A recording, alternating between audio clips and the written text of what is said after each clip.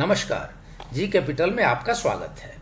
आज है 13 सितंबर और आपके लिए एक नई वीडियो। फ्रेंड्स, बात करेंगे आलोक इंडस्ट्रीज में अपर सर्किट, इसके रिजल्ट और आने वाले रिजल्ट के बाद इसके प्राइस मूवमेंट की संभावनाओं के बारे में। तो बने रहिए वीडियो में अंत तक।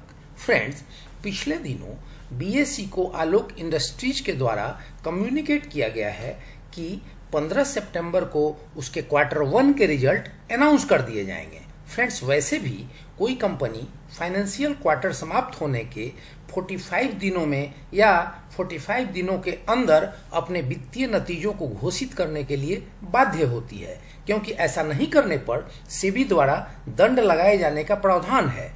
तो फाइनली आलोक इंडस्ट्रीज अपने वित्तीय परिणामों को दिए गए अवधि के अंतिम दिन घोषित करने की घोषणा कर दी है। फ्रेंड्स, आलोक इंडस्ट्रीज रिलायंस इंडस्ट्रीज के बनिस्पत एक पेनी कंपनी है, फिर भी इसके रिजल्ट को लंबा खींचना यह दर्शाता है कि हो सकता है कि इसके रिजल्ट जो आने वाले हैं क्वार्टर 1 के वित्तीय नतीजे वो उतने अच्छे न आने वाले हों, जिसकी वजह से कुछ दिन और आगे टालने का प्रयास किया गया और इसे बिल्कुल अंतिम दिन घोषित करने की घोषणा की गई।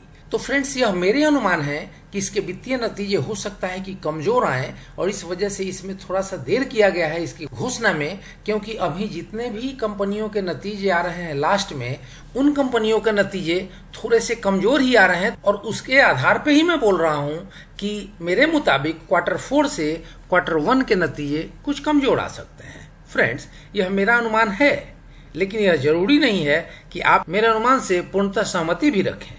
हाँ फ्रेंड्स, लेकिन इसके रिजल्ट अगर कमजोर आते हैं तो इसकी प्राइस मूवमेंट क्या हो सकती है, इसको कुछ दूसरी कंपनियों के उदाहरण से बताने की कोशिश करूंगा, जिससे अवश्य आप सहमत होंगे कि जिस कंपनी के भी वित्तीय नतीजे कमजोर आए तो उनकी प्राइस मूवमेंट कैसी रही। तो फ्रेंड्स, इसके लिए आपको पहली कंपनी मैंने चुना है वो है आरती इंडस्ट्रीज। तो आरती इंडस्ट्रीज को स्पष्ट रूप से आप देख पा रहे हैं कि मार्च 20 में इसकी जो नेट सेल्स है वो 1019.96 है और जून में ये घट करके 904.84 हो गई है। लेकिन इसकी प्राइस की मूवमेंट क्या रही, अगर उसे देखें तो आप समझ पाएंगे। तो जिस दिन इसके वित्तीय नतीजे आए उसके बाद इसमें आप देख सकते हैं कि गजब की रैली शुरू हुई और इसके बाद आपने देखा कि इसने अपनी ऑल टाइम हाई 1229 रुपए का लगाया। तो फ्रेंड्स, ये रही आरती इंडस्ट्रीज, जो एक मिड कैप कंपनियों में बहुत बड़ी कंपनी है, क्योंकि अब इसकी मार्केट कैप लगभग 17,000-18,000 करोड़ के आसपास जा चुकी है। तो आप समझ सकते हैं कि इस प्रकार की केमिकल सेक्टर की कंपनी को मैंने चुना था और इसके वित्तीय नतीजे मैंने दिखाए और इसके प्राइस की मूवमेंट हमने दिखाई। फ्रेंड्स, अब आ जाते हैं हम कंज्यूमर गुड्स में। एस्ट्रल पॉलिटेक्निक एक रिनाउंड नाम है और एस्ट्रल पॉलिटेक्निक के वित्तीय नतीजे क्या रहे, तो आप यहां देखेंगे कि मार्च 20 में इसकी नेट सेल्स 505.70 करोड़, लगभग 506 करोड़ की रही। और फ्रेंड्स, आप देख सकते हैं कि जून में इसके जो नतीजे हैं वो लगभग हाफ से थोड़ा अधिक, लगभग 40% तक के गिरे हुए हैं। अब इसके प्राइस मूवमेंट को अगर देखा जाए तो प्राइस मूवमेंट में इसने क्या बिहेवियर दिखाया, तो आप देखेंगे कि जब इसकी वित्तीय नतीजे आ गए थे 31 जुलाई या 6 अगस्त के आसपास, उसके बाद इसमें एक गजब की रैली रही और वहां से आप देख पा रहे हैं कि 1255 रुपए जो इसने हाई बनाई वो लगभग इसकी ऑल टाइम हाई रही। तो फ्रेंड्स, ये रहे एस्ट्रल पॉलिटेक्निक के नतीजे और नतीजों के बाद उसके जो शेयर प्राइसेस की मूवमेंट, उसकी तुलना। और मैंने फ्रेंड्स एस्ट्रल पॉलिटेक्निक को क्यों चुना, क्योंकि एस्ट्रल पॉलिटेक्निक भी लगभग 18,000 करोड़ के आसपास की एक बहुत बड़ी मिड कैप कंपनी है, जो कुछ दिनों में अब लार्ज कैप के श्रेणी में आने वाली है।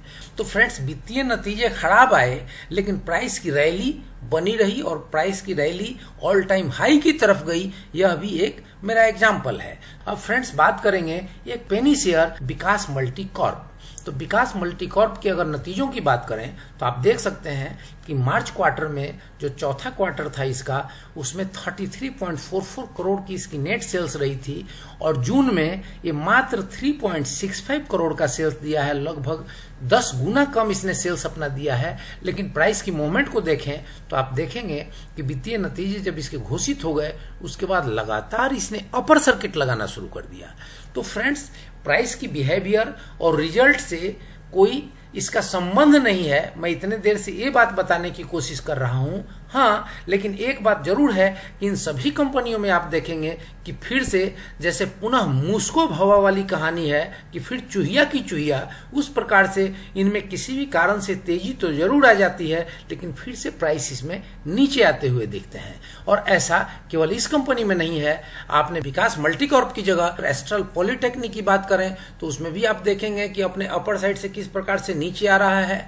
फ्रेंड्स, अगर आरती इंडस्ट्रीज की बात करें तो आरती इंडस्ट्रीज भी आप देख सकते हैं कि अपने ऊपरी स्तरों से किस प्रकार से जहां होना चाहिए था वहीं पहुंच चुका है। तो फ्रेंड्स, ये रही प्राइस मूवमेंट और वित्तीय नतीजों के ऊपर जो इनकी एक समीकरण बनती है, उनके ऊपर एक समीक्षा, जिससे हम आपको एक बार अवगत करा सकें कि वित्तीय नतीजों से प्राइस मूवमेंट का कोई डायरेक्ट लिंक नहीं हो रहा है। तो फ्रेंड्स, इसे एक नए ट्रेंड किंतु बेईमान ट्रेंड को उभरते हुए आप देख सकते हैं कि आपको ऑल टाइम हाई लगाने के लिए रिजल्ट का खराब होना जरूरी होता हुआ लग रहा है।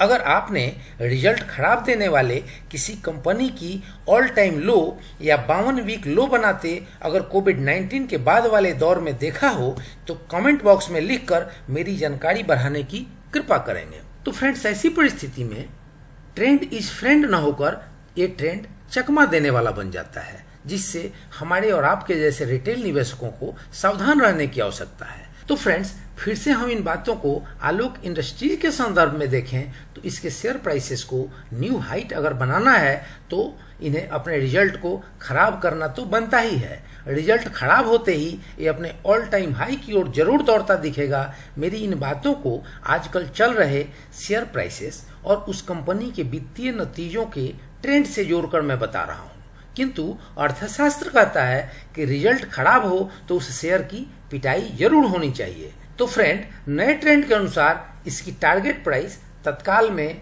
अपनी नई हाइट 60 को पार जरूर करना चाहिए, लेकिन शर्त यह है कि इसकी रिजल्ट कमजोर आनी चाहिए। तो रिजल्ट कमजोर आएगा तो निश्चित रूप से इसकी प्राइसेस सारी ही कंपनियों के ट्रेंड को फॉलो करते हुए एक बार 60 से ऊपर के स्तरों को पार कर सकते हैं। तो फ्रेंड्स, अब इस पूरे वीडियो को मैं जहां तक खुद की समीक्षा कर पा रहा हूं और खुद ही मैं समझने की कोशिश कर पा रहा हूं कि यह एक वीडियो व्यंग के जैसा बन गया, और यह व्यंग पूरे ही बाजार के सिनेरियो के ऊपर है। पूरे ही बाजार में जो दृश्य दिख रहा है कि इकोनॉमी का कुछ अता पता नहीं है और प्राइसेस जैसे भाग रहे हैं, तो कहीं ना कहीं आने वाले दिनों में हमें निवेश संबंधी जो भी निर्णय लेना है बहुत सावधान होकर के निर्णय लेना है। और आलोक इंडस्ट्रीज के लिए मैं बात करूं तो आपको कभी भी जो निवेश करना है तो नए निवेशक इसमें कभी भी 25 रुपए, 30 रुपए, 28 रुपए से नीचे के स्तरों पर ही निवेश करने का जोखिम लें। अगर ऊपरी स्तरों पर ये जाता है तो वहां आप इसमें अपना मुनाफा बुक कर सकते हैं और आप वहां से एग्जिट प्लान कर सकते हैं। तो फ्रेंड्स, ये रही मेरे तरफ से दी गई एक पीस ऑफ इंफॉर्मेशन। इस इंफॉर्मेशन के आधार पर आप अपनी एक रिसर्च करें, आप अपनी एक स्टडी करें और उस रिसर्च, उस स्टडी के आधार पर ही कोई निवेश संबंधी फाइनल निर्णय लें। और फ्रेंड्स, वीडियो अगर आपको अच्छी लगी हो तो कमेंट्स करें, लाइक, शेयर, सब्सक्राइब करें और बेल आइकन बटन प्रेस करना ना भूलें ताकि ऐसी इंफॉर्मेटिव वीडियो सबसे पहले आप तक पहुंचे। जय हिंद, जय भारत।